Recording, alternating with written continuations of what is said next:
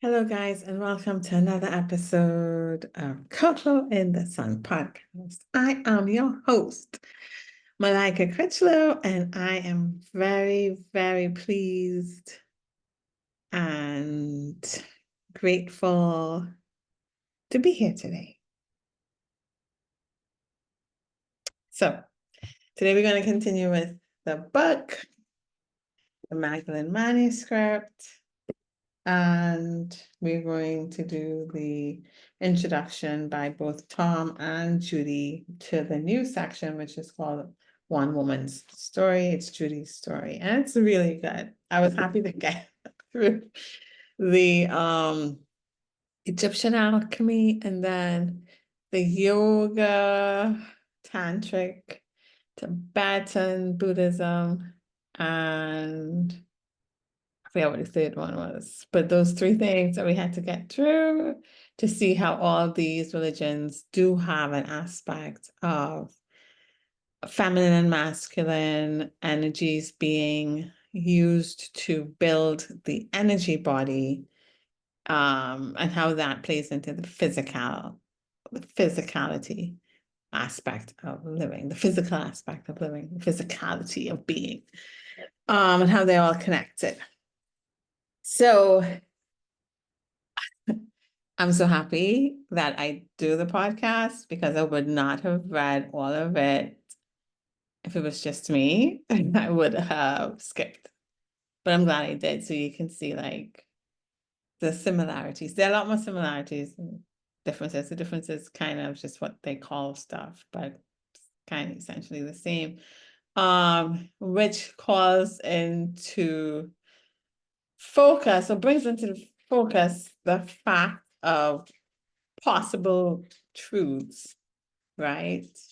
If we look at what all the different religions have in common, we can find some truths there that we can start looking at as a foundation. Anyways, so so we're gonna start the introduction to that. I don't know. I don't have another book. When I get to this stage, I'm 2/3 through the book. I'm like, okay, what's the next book? I haven't gotten any inclination on what the next book is. So I don't know if the podcast is going to stop for a little while until inspiration comes once I finish this, or if it's going to come in time. I could be like too early thinking about it. I don't know, but I nothing comes to mind as to what I think is helpful. There are other books, lots of other books, but nothing I'm excited to read. And that's kind of an indication for me. I'm excited to share it. So even if I've read it and I still want to read it over in the podcast, and I know it's something I really, really find interesting because I get bored quickly. And I don't like looking at movies over. I don't really like reading books over so much. So unless I really, really love it. That's all I kind of know. So I don't know. I don't know what else is coming. I don't know if the podcast is. This is what I was meant to do, and then it will be complete, or if something else is coming. It is what it is, and whatever it is, I allow it to be. Okay, so what's going on? Any insights? Well, I hit a wall yesterday. Yesterday, well, not just yesterday, it started Wednesday. Wednesday. I don't know. So, I feel like I've been in this pregnant pause, as I've said, through the different podcasts, right? Everything seems to have been at a standstill and a stillness. And so, of course, once I was happy in the stillness and let go and was trusting and say, okay, I'm just going to enjoy the being, movements started being made. So opportunities came to me. I did not seek them. And so when that happens, I always think it's something I need to do. So a lot of times when opportunities come and it's not, so the opportunities came, but they were not what I expected the opportunities to be in. So what I was expecting was, or wanting was, opportunities, to open for me doing things that bring my heart joy, but I didn't know specifically what it would be, right? And so what happened, what ended up happening was opportunities came that were reminiscent of the reality I want to leave. I don't want to live in anymore. But because they came to me, and they have come to me before, and once they come, I always think it's a sign I'm supposed to follow through and see where it leads, because I'm trusting the universe and the process, the mystery. And so usually when I follow through with it, nothing happens, right? It doesn't really go anywhere. So I'm like, oh, it's just another sign that this life is changing and it's not for me, and blah, blah, blah. So anyway, so ending of July or so, more opportunities started coming. Again, there was opportunities in what I was doing before, and I still followed through with it because I was like, okay, maybe this is what I need to do until the next step comes. It is an expansion of where I am right now, which is still. And so it does get me moving, and maybe this leads to something else that I can't see. Follow through with it, and did did come to fruition. And I had no idea that I would be so taken aback that it did, right? Because every other time when those opportunities come up and I do follow through with them, it leads nowhere. And this time it's like it opened up for that, and I was like, what does this mean? Does this mean I'm never going to get out of this reality? Like, this is the only way for me to live, but this is not the way that I want to live. Like, I want to live following my heart's joys. And I was just both grateful for the opportunity, because it is going to expand me from where I am right now in some aspects of my living, but it's not going to expand me in the wholeness that I was asking for, or wanting. And yeah, so I had to look at that. I had to look at it yesterday.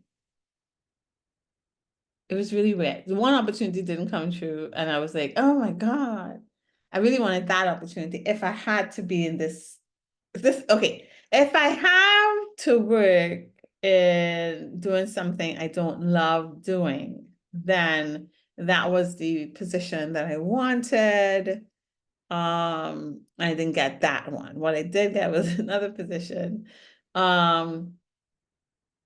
Still doing the same thing, but it wasn't a long-term solution. But it actually would be better tasks. Like, I would enjoy the day more, but it wasn't going to be a permanent solution. And so when the first thing I got was I didn't get what I wanted, and I had that for like half a day, and I was like, why did you send this again? Another thing I didn't get. I didn't even seek this out. This sought me out, and I was really upset about it. And then I was like, you know what? It's just an indication I'm not supposed to do this, and something else is coming that I'm supposed to do. And it's just closing the door on that aspect of my life. And then the very next day, I got the other one, and I was like, I'm so confused right now, because it's not closing that door on aspect of my life. It's saying, yeah, we want you to do this for a little bit more. But the timing of it is really good for my needs. I just thought my needs would have been met in a new and different way. And But this new energy changed. What I thought was going to happen was the new life would begin, the opening of the new life in a new way of being, right? And so I was confused with myself because I was like, you're upset that you didn't get it, but now you're upset that you did get it. And we know, it's two different things in terms of longevity, but it's essentially kind of like the same thing, and it's going to provide what you need. But it's not going to be a new way of providing what you need, which is what you wanted. You wanted a new way of providing what you need, but you wanted doing something that you loved doing, and where you still maintained your freedom of being. So I had to relook at it. So I was grateful for it, and I trust that the reason it occurred the way that it did was to ensure I was okay to get me to whatever the next step is. I still don't know what the next step is. Past this step, essentially. So I was grateful for that and being taken care of, and for expanding on my resources, right? But I was like, this is not the direction I thought it was going to go in. It felt like I was going back and not moving forward. So it felt like I was still, for all that time, growing my roots and changing course. What I thought I was doing, I actually wasn't changing course. I actually went back to what it was prior. I actually went back to it in a way that didn't give me long-term stability. So I didn't understand what was going on. And I was just like stomped with it. Like, I was just like, what am I doing wrong here? Because your reality is, if I believe what's being said, a projection of your inner world, right? And your connection. So the whole day yesterday, I was really baffled, like really, like I was like,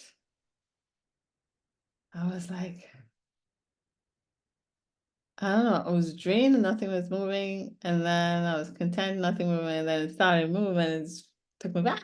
It's not what I was expecting. Anyway, by the end of the day, like finally, like last night, got some peace and harmony about it. So as I said before, I'm really grateful because I am being taken care of and I am expansion. The more is coming, just not coming in the way that I expected it to come.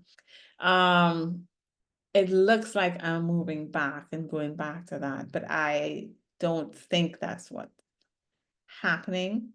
I think it's another step in me trusting the process and allowing for it to do what it needs to do, because you really have to trust if you see that you're going back and you did all this work and it shows that you're going back, you have to trust that this going back really isn't going back, it's really going forward. You just can't see it yet. So it's like, oh, it's just another level of trusting and allowing and finding joy there, and harmonizing there, and mastering myself there with those thoughts of going back,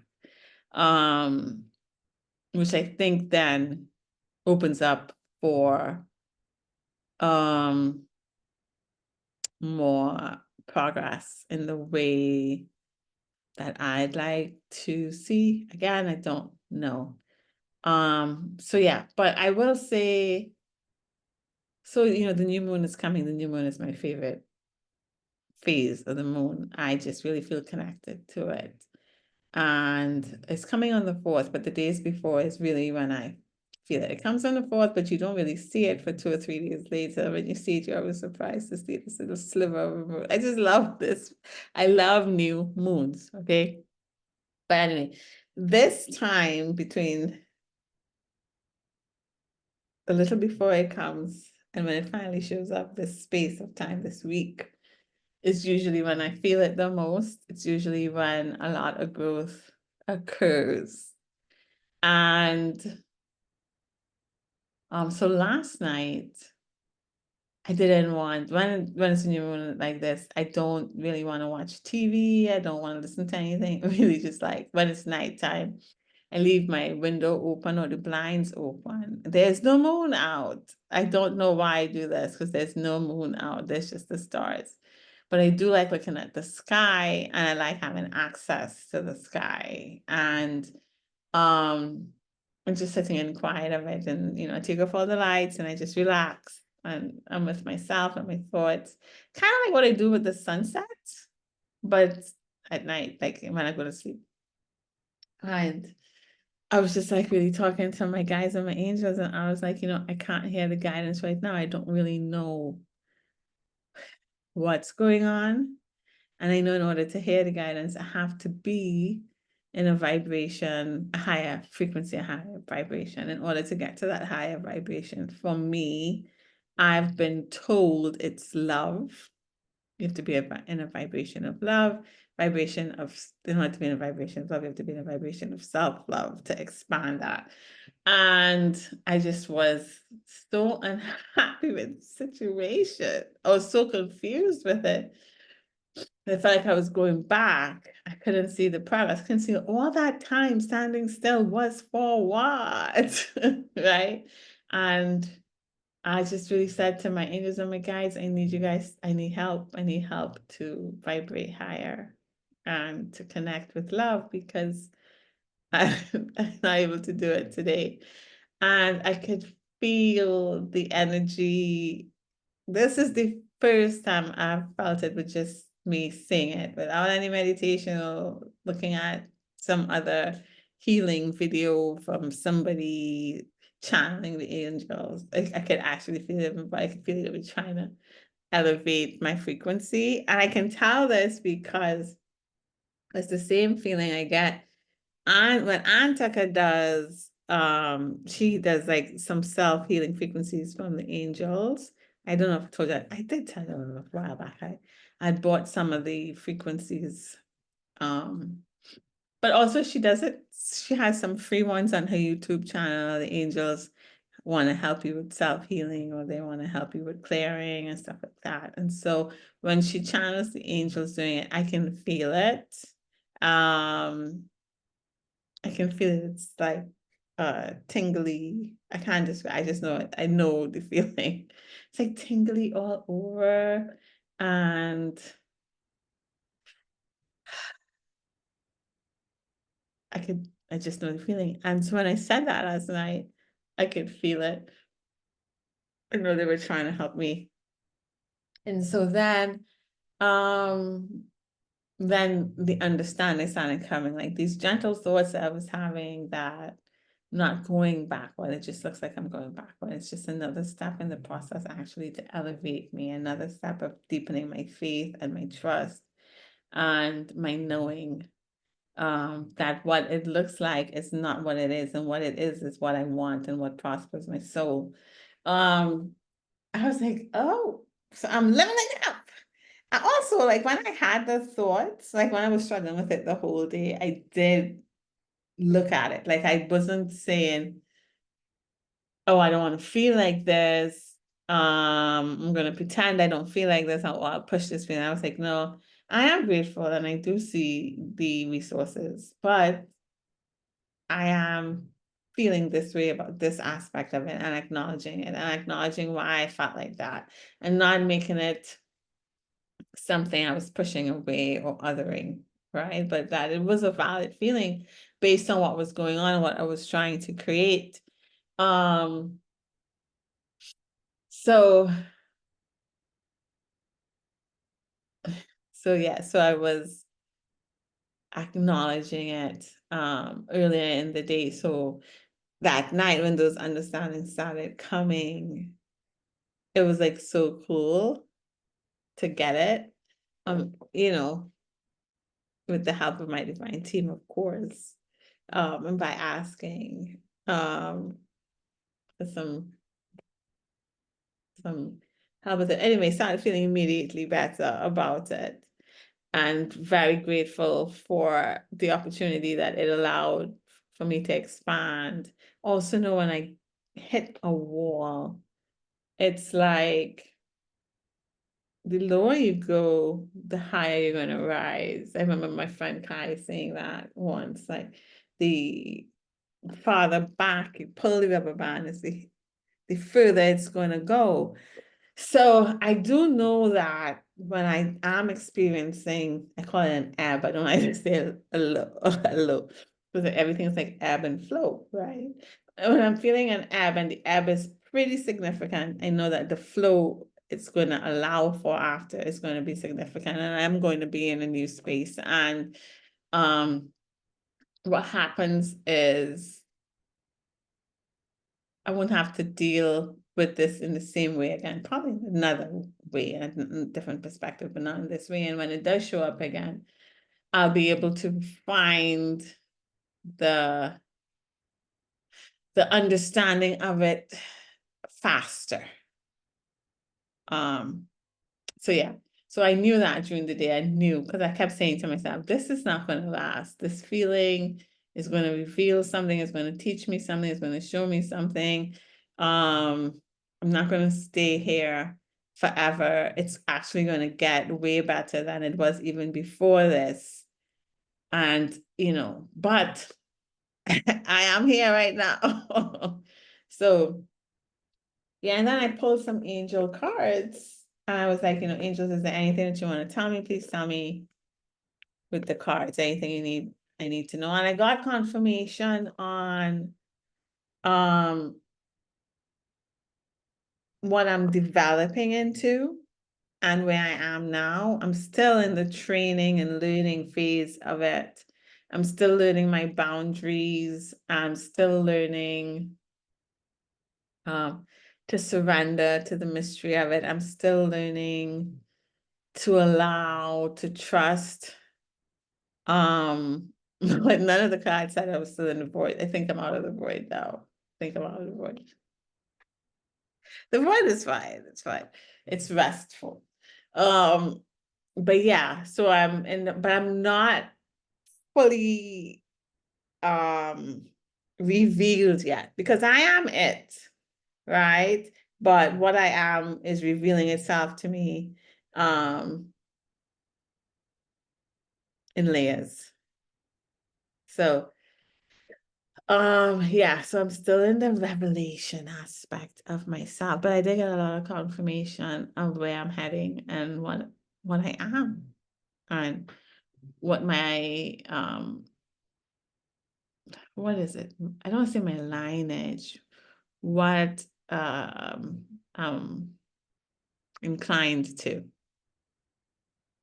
So it was, and I used all three of my different angel cards. It all gave of what's coming and where I am and what I am at the end of all of it.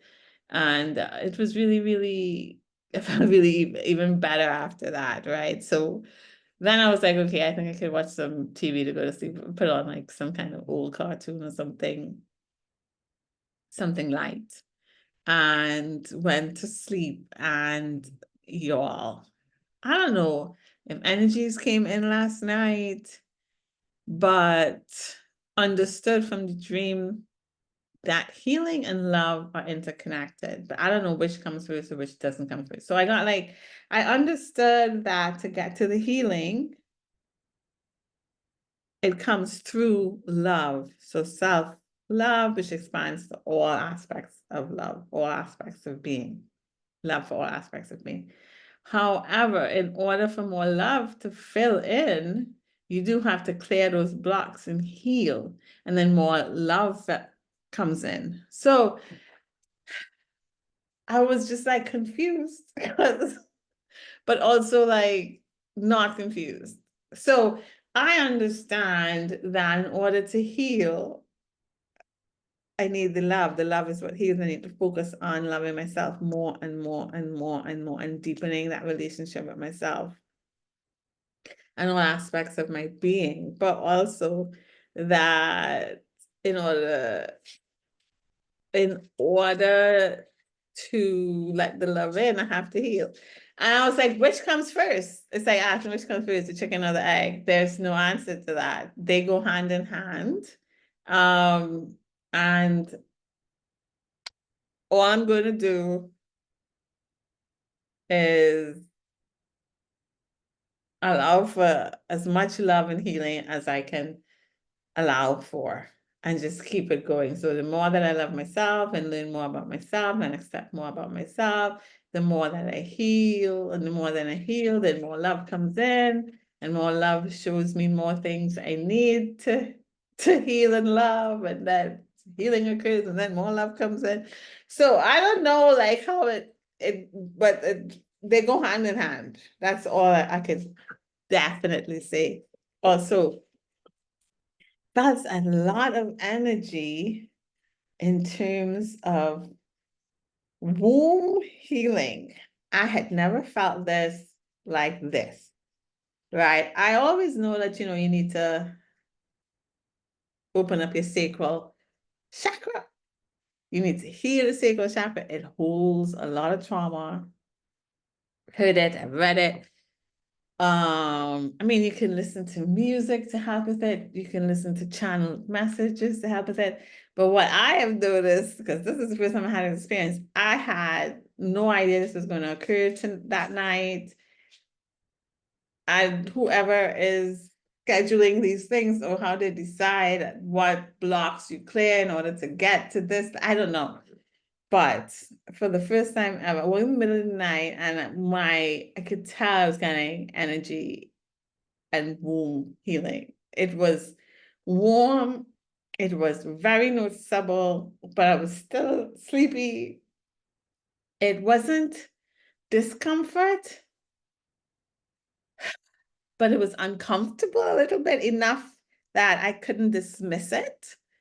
It was moving, it was feeling it, I felt it, and it wasn't gas, and it wasn't a tummy ache. It was lower than my tummy. It wasn't my tummy. It was my womb. And I know it was my womb because I had a procedure last year where they were had, what do they call it? Polyps, uterine polyps, not fibroids. This was uterine polyps, and so it had to be removed. So I had to have a procedure done. So I know what it is to feel when it's in your womb. Okay. And it was in my womb. I don't know what, but I woke up this morning and I was just feeling so good and so light. I wasn't feeling confined by my physical circumstances. Maybe I was a um little bit like, well, what am I going to do? But also like, I have stuff enough to do stuff to enjoy it, enjoy the day. And I did. I went to Publix. I have everything I need. It's supposed to rain for the next 2 or 3 days in Miami because we have a storm that's coming. And I didn't want to, it's really sunny and beautiful today, so something's gonna come. But I look forward to the rain because we haven't had a lot of rain this week, and it needs to cool down a little bit. So I am not upset about it, but I wanted to get what I needed to get today. So I won't have to be out in the rain this weekend. And I have everything I needed to get. In fact, I even got something I shouldn't, because it's supposed to be, they gave me a dream the other day that I'm supposed to speed up my digestion and not eat fatty, or, well, when I Google how to speed up your digestion, I'm supposed to eat fatty or greasy foods and stuff like that. No spicy foods, no fizzy drinks. But I've been doing well all week. Well, I've been eating better for months, actually. But I do like to treat myself on Fridays. I could treat myself on Fridays, and I like to treat myself one day in the week with like a public stuff. I have two things I like to do for the week. Okay. I didn't do the public sub this week, but I said I was gonna see if I can treat myself. Well, okay. I was looking at Popeyes. I was like, I know it's greasy, but I was like, I feeling for chicken, you know. And I was like, Popeyes increased their prices. It was like a two-piece was like $16. I'm like, what? So I was like, what about KFC? So KFC in America isn't like the KFC in the Caribbean and Trinidad, but I do like their original, or I thought I did. So I got something that was more cost effective. I was like, well, I'll be okay. Let me tell you, I mean, I ate some of it, but my taste buds are changing because I was like, this is salty. So really because I've been really liking eating at home and cooking. Like I like fresh food, right? I don't like bought chemically food anymore. And I know this. I know this. I like food only from one Chinese restaurant, and I like these tacos from this specific Mexican place. It's fresh. But I say to myself, I'm not going to get those things. I'm going to get Kentucky Fried Chicken. My taste buds have changed, y'all. Okay. I should have gotten the fresh food. If I had to buy fast food, it would have had to been from that Mexican restaurant because their food is fresh. Or from the Chinese food restaurant that I go to. It's a Jamaican Chinese food restaurant and the food is fresh and good. It's not chemical food, right? It's like they make it. They make it fresh. It's like home food. So yeah, I'm pretty much didn't listen and wanted to treat myself in a cost-effective way. And my taste buds said, you're not there anymore. You're not there. But I'm still grateful because I still feel abundant in a way because it was so cost-effective. I got way more than I would have gotten if I went to Popeyes. So I still feel really abundant. Um, So yeah, so that's what I have been dealing with. I had a really big ebb for the past day and a half, and I'm on the next side of it, and it feels really good. It feels a lot clearer. I feel like I have more understanding, and I have again more patience with the process because what I was shown feel like when I will evolve to and what I will experience will be so beautiful that it's worth the time and effort and the going through all the different phases of it to grow and be what I am truly, you know? So yeah, that's also to say like, yeah, this process isn't all like sprinkles and ecstasy and bliss, right? There are some hard walls that you hit, and you have to be honest when you hit it and allow for it. Know that's all part of the process. It's all how we grow, how we expand. So yeah, it was it wasn't too pretty yesterday, but I'm happy to be on the next side of it. And I don't know what they did with my womb, but it feels so good. It feels, I don't know how to this. It doesn't feel obviously massively like physically different, but it does feel different. It does feel lighter. It does feel relieved in a way I don't understand. So yeah. I'm curious to see what this weekend brings because they keep forecasting the sun is just giving us some energies, okay? And then this new moon is coming in with some of its own energy. I'm curious to see what it will bring. Also, again, I noticed that I have these ebbs and flows. It looks like it's every 6 to 7 days or so. It's like once a week. This one was a really big one for me. It was really like, am I going backwards? What was that? All of this is for nothing. None of this is real. Like it's, till I call myself, or they caught me. I don't know.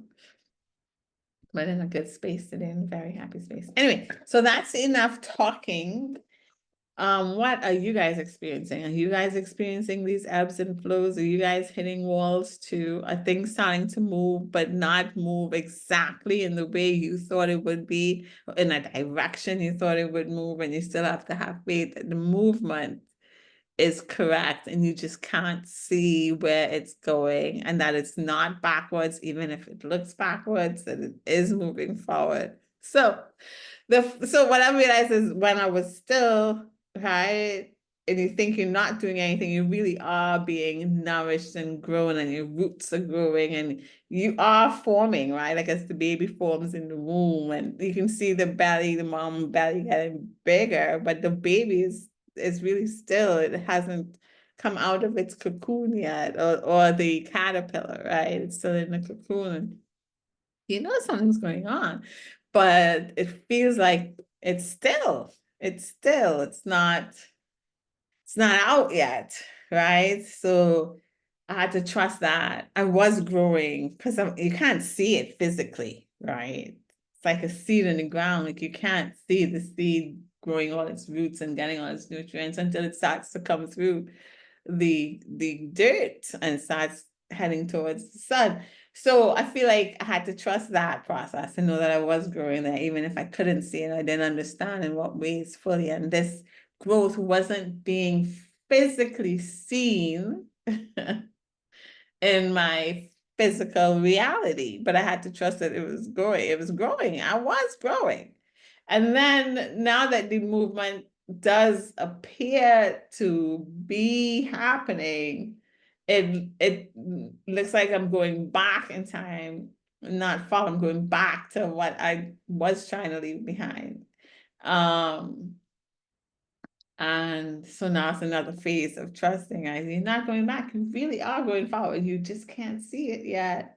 But believe me, you are. So I think that's what I'm getting from it. It's another level of trust and surrender. Looks like you're going backwards, but you're not. And you have to know that. That's another level of knowing within yourself, another level of faith, another level of relationship building with your divine team.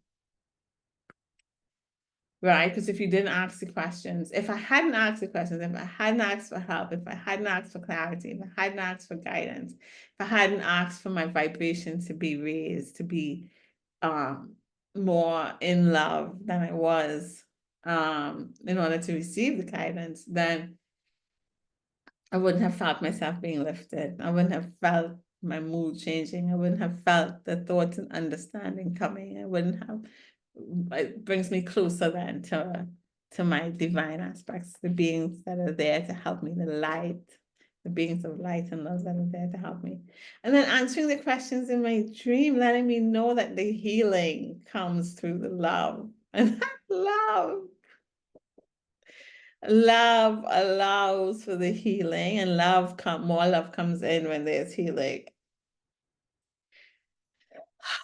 What can I say? What can I say? I feel really connected again. I think connected is a really good feeling, to feel guided and cared for and nurtured, and you don't need to worry because things are taken care of for you. I come in and out of it though, it's not always there. But I'm there more often than I'm not. So yeah. Anyways, so let's do Tom's introduction to One Woman's Story. Some might wonder, oh, my glasses, y'all didn't even tell me. Nobody said a thing. Some might wonder why we included something so personal in the last section of this book. After all, we all have our stories, and none of us is any more important than anyone else. Indeed, this is what we posed to Magdalene over and over again after she asked Judy to write her story. And even after the book had been completed and was ready for press, we asked the Magdalene one last time, thinking that perhaps she had changed her mind. She had not. She was, in fact, quite emphatic that elements in Judy's personal story would speak to many women, that many of her experiences were shared by many women universally. And this was, Magdalene reminded us, about the return of the feminine to a place of honor and power. But first, the patterns of abuse, betrayal, lack of honor, and disempowerment needed to be owned and accepted. Mm-hmm.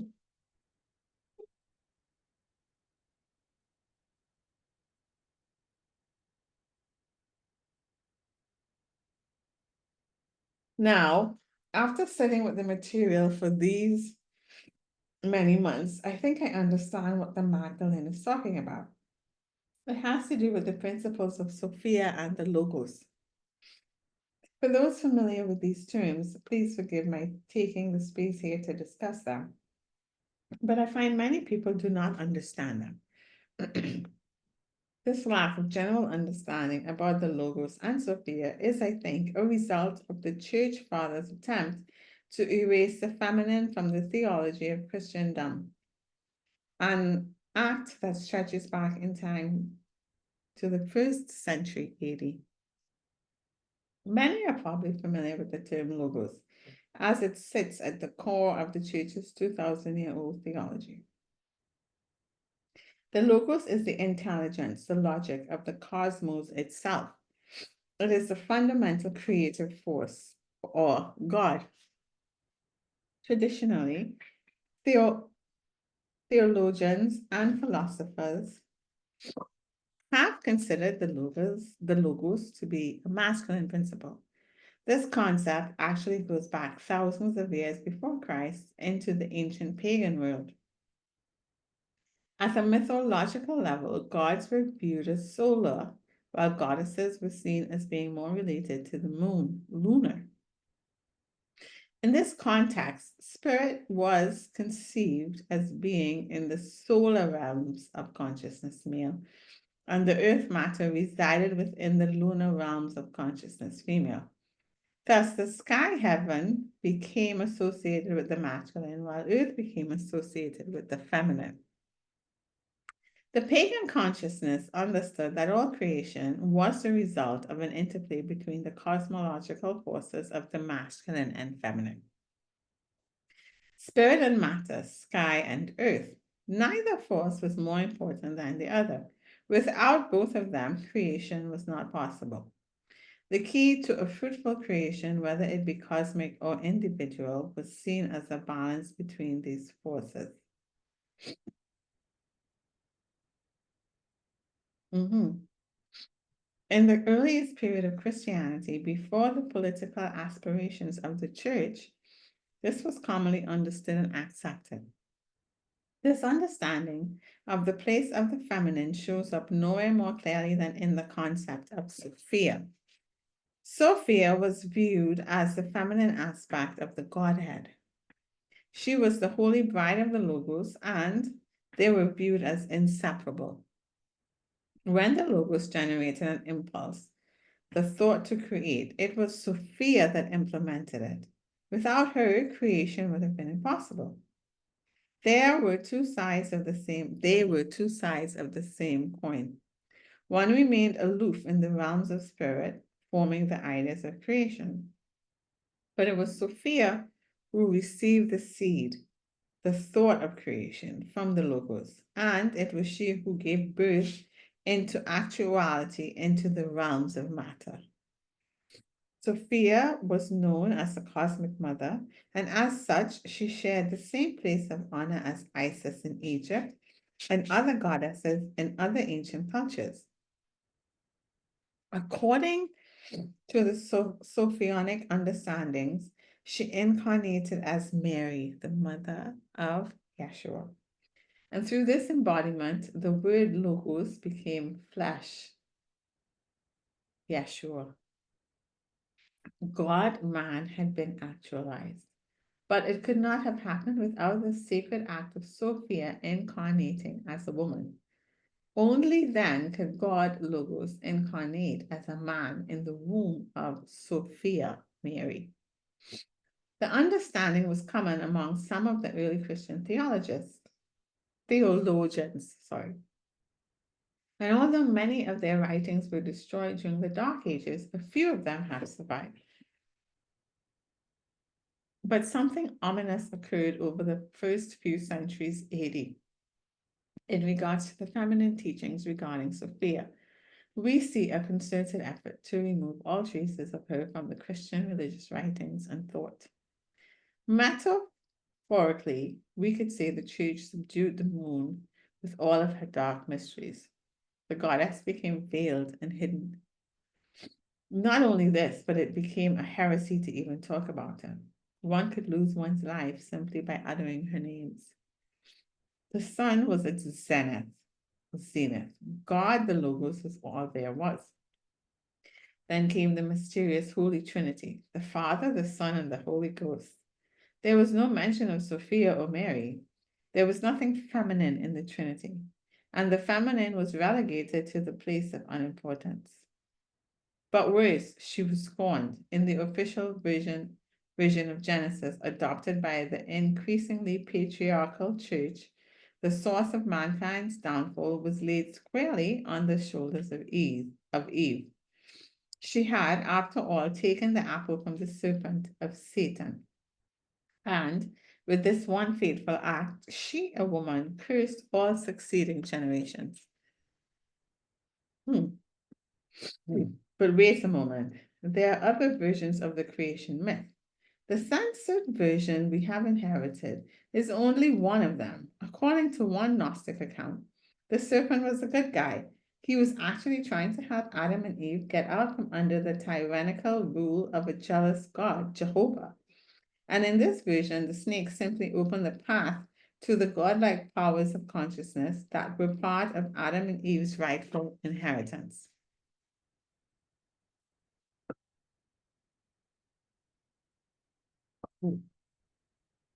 The Gnostics, for those unfamiliar with them, were a long line of luminaries whose traditions, in various forms, stretched back into ancient Egypt. If not before, they believed in the power of direct.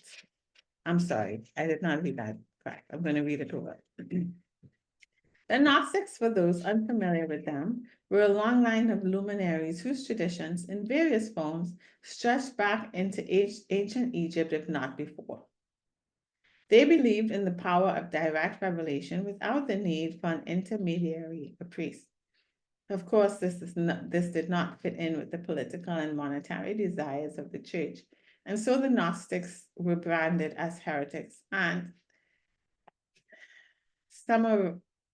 summarily imprisoned or killed on a regular basis.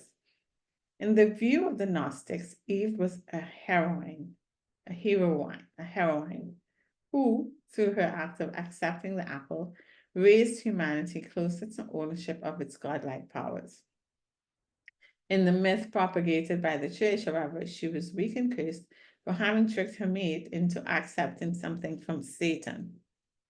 Myth has power. It gets laid into the fabric of a culture and colors its attitudes and beliefs. And as a result of the officially sanctioned creation story, women have suffered considerably as the dark, dangerous creatures of the moon, who by their natures consort with evil. Just read the medieval hogwash of scholars and theologians justifying their witch hunts and other admonitions against women. The incendiary madness even extended into the fledgling colonies of the United States during the Salem witch trials of the 1600s. But I think the damage of the overly solarized mythos of Christianity extends far beyond the labeling of women as evil. All of our society suffers men as well, and here's why. By cutting ourselves off from the feminine aspect of creation, matter itself, there is a deep spiritual disease, discomfort, that has been infecting Western culture for 2 millennia. We long for the realms of spirit, heaven, but rejects our experiences in the world. We have set heaven and earth at odds. Earth is, after all, tainted. We are only here because we have fallen from grace. If we are truly born in sin, just through the act of being born, then all that follows our birth is a lie. The truth lies above us, not here among us. The expression of spirit in the form of earth experience is denied by our current cultural mythos. Thus, we can rape and pillage the earth with seemingly little regard. At a mythological level, the earth is feminine, and women are, after all, just to be used. But the danger in this fallacy is that by pillaging our earthly mother, Gaia, we are destroying the very ecological roots that support us. And the biological sciences are full of dire warnings concerning the exhaustion of our ecosystem. Does it dawn on us that the disappearance of animal and plant species at its current alarming rate is a threat to our very survival? No, we are above it all. We consider ourselves to be at the apex of nature with an inherent God-given right to dominate and subdue it according to our will. The idea that other forms of life might have wills of their own just as significant as ours does not occur to us. And the concept of equal coexistence between us and other life forms is barely a part of mass consciousness. This is essentially because we do not see life forms as expressions of spirit. There is life and there is spirit. Heaven and earth do not meet. At the mythological level, many view the earth as a kind of in-between place, a test to see if they deserve an eternal hereafter in heaven or a hellish eternity in the bowels of where else? The earth. The Koyani Katsi, a Hopi term for being out of balance with the world, may very well destroy our civilization. We must come back to a place of balance if we are to survive. Mythologically, the moon must be unveiled within her own psyches. The feminine principle must be put back in her rightful place as a co-creator, not as a dominating force, nor as a subjugated force, but as an equal force. All of this brings me back to the personal story of one woman you are about to read. Why would this be so pertinent? Well, I believe for one thing that it goes back to the distortion of spiritual values we have inherited. If our life as an embodied soul is tainted by the mere acts of being in a body, then there is psychological discomfort with our experiences. They are, after all, of the earth, not of the spirit. And yet, in the balance of spirit and earth, both are valued. The shimmering visions of the spirit world and the earth-caked experiences of life in a body are both seen as inherently sacred. Hanging the laundry can be just as enlightening as reading scripture. It's all in the attitude. Someone once asked me what the return of the cosmic mother meant. I suspect it means many things, some of which we won't recognize until we are well into it. But I imagine it will bring at least one cultural shift. We will come to recognize our earthly life and all its experiences as an expression of spirit in matter, not as a battle between the two, but as a sacred marriage. The sacred marriage between spirit and matter is sometimes called the opus magnum or the great work. It is the alpha and omega in one spirit, in which spirit, logos, descends into matter through the grace of Sophia and returns back to itself transformed. Our lives are forged in the alchemical furnace of experience. For those of us who willingly choose to enter the great work of self-illumination, our life experiences can become great teachers unto ourselves. You are about to read the story of one woman. She shares something in common with all women undertaking the great work of self-illumination in this our time. Restoring the feminine to a place of honor in our culture begins with women honoring both themselves and their stories. The pain and lies of the last 2,000 years are brought closer to their end each time a woman takes her own power. The return of Sophia draws closer each time a man honors the woman in his life, as well as the feminine within himself.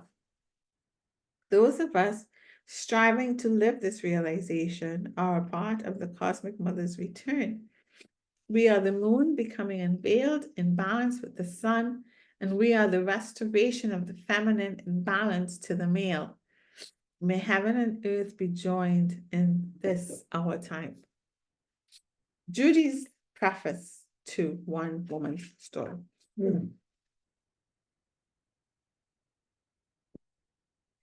The first night that Mary Magdalene came through, her power and strength were as palpable as her words were audible, and it continued that way throughout the whole process.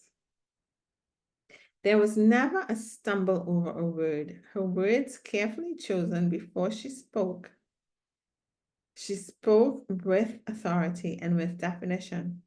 She was here to do a job, to set the story straight, and to go back home, which she said was a place we call heaven, but she called a place in the soul where she rests forever with her beloved Yeshua. Hers was the most powerful presence I have ever experienced.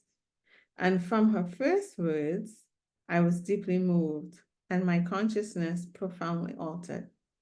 I typed what she brought through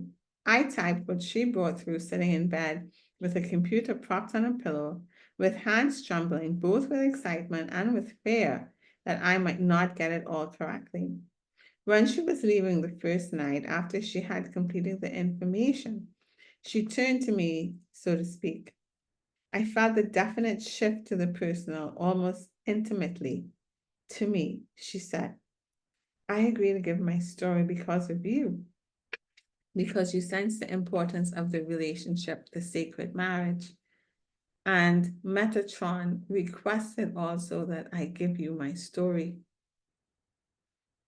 In a subsequent transmission within the manuscript itself, she stated that Isis had specifically asked that she tell a story in this, the beginning of the end of time. Later, we asked Magdalene for the best way to bring this information forward, considering the format of the book. Her manuscript is compact. There are no extra words. She doesn't go on and on. She clearly wants to give only the necessary coded information to awaken the memory, and those few who are ready will hear it all. But everything you need to know, all the secrets, are here in her few pages. Tom felt it was important to add an overview and to fill in some blanks, which he is well qualified to do. He is one of the most astute and erudite beings on the face of the earth at this time regarding the entire subject of internal alchemy, as streamed from many different sources, as this has been his lifetime's work. And me, why am I here? Why am I privileged to be taking space to write words to you? Of what am I a lifetime student? Relationship. And sacred relationship and the inherent power and mystery of the feminine are what this book is about. And so when we asked about the format over and over, we were told that I must write my story. I argued the point and avoided the opportunity until the book was ready to go to press, and only my story was holding a publication of the manuscript. The pressure mounted. I started it over and over. I wrote and rewrote. I added sections and fleshed out parts, and I still felt inadequate to the task of adding anything of value to this magnificent document. This truth that Magdalene gave. I recapitulated my life through desert and mountains, through blizzards and sunsets that would set your heart on fire. I initially began the process under her instructions back on Little Audish in Malta. I struggled with it in southern France and in the Cyclades, on Paros Island in Greece. I deleted and added to it like you add ingredients in soup. Too much salt, a little sugar, too much drama and violence. Add the humor life always provides. Yet, I wasn't going to include it. I still struggle over its relevance and its criticism. One day, Tom said to me, shouldn't you be working on the Magdalene manuscript? I said, oh, I just don't get it. I'm not about to include my life story. What will people think I'm trying to do? He handed me a card that had just arrived. It said, Please write your story and include it in the manuscript. When you write your story, you will be writing my story. You aren't writing it for yourself. You're writing it for all of us. And so, with all my flaws and fears on my shoulder, I honor what the goddess requested. The first section contains my story. The diary entries at the end share some of what I went through experiencing the process of receiving her information and the obstacles of flight we experienced living with this material. For it brought up, as it well should have, all my unfinished relationship issues. In my case, these were essentially jealousy, fear of abandonment, fear of betrayal, and general and pervasive unworthiness. And to place that information in true context demands that I also tell you my story, as Metatron, my beloved advisor, has told me to do now for years. And so I write this for Magdalene, for the Hathors, for Isis, for Metatron, for all my daughters, and for Tom, who plays guitar and writes songs because he dared to cross the dark, moist, and dangerous abyss to the portal of the feminine to risk asking me to dance in sacred relationship in the chalice of the Holy Grail. And that's the end of the introductions to One Woman's Story. Next week on the podcast, we will start One Woman's Story. I enjoyed it. I hope you do too when we start to get into it, because we will see how similar it can be to some of our lives. I think this book is such a good book, so magnificent and so simple. Anyways, so that's it for today, beloveds. Hope you have a great weekend. I hope you know you are loved, that you are loved, that you're gentle with yourself, and you take time to understand what you're feeling, what you're understanding, what you're going through, what you don't understand, and ask for clarification, ask for guidance from whoever you think is along the path with you. I always ask for my guides and angels, my teachers and beings of light and love of a higher vibration and frequency to assist. And that's just what I use. But of course, you could use your own words. And yeah, for me, I'm realizing now that I want to live my true soul's prosperity. I want to live my divine human existence. I want to live